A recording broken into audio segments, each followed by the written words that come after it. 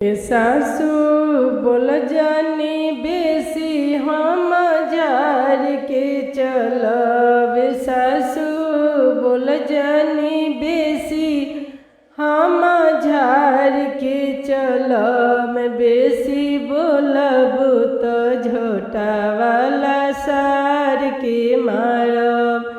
बेसी बोलब तो झोटा वाला सार के मारब।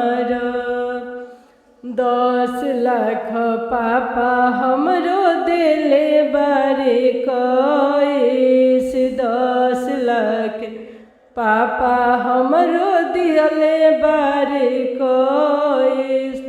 यही कारणे हम ऐस करब। यही कारणे हम ऐस करब। सासू बोल जनी बेसी हम झार के चलब।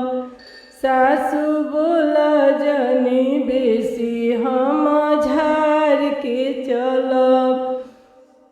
सासू पिया मोरा बोले है तो झुलुफी उखाड़ के मारब। सासू पिया मोरा बोले है तो झुलुफी उखाड़ के मारब।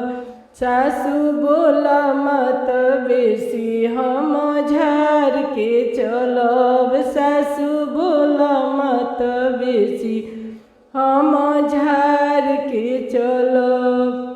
एगो तीन बोला मत बेसी हम झार के चलब।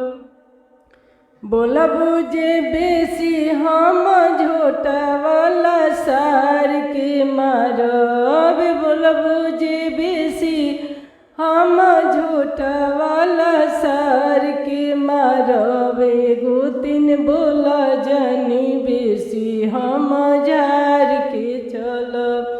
गोतिन बोला जनी बेसी हम झार के चलब। चाचा हमरो 10 लाख कैस दिहले। चाचा हमरो 10 लाख कैस दिहले। एगो तीन यही लागी करिले ऐस हमहू। गोतिन यही लागी करिले ऐस हमहू। पिया मोरा बोले है तो झुलुफी उखाड़ के मारब। पिया मोरा बोले है तो झुलुफी लसार के मारब। सासू बोला जनी बेसी हम झार के चलब। गोतिन बोला जनी बेसी हम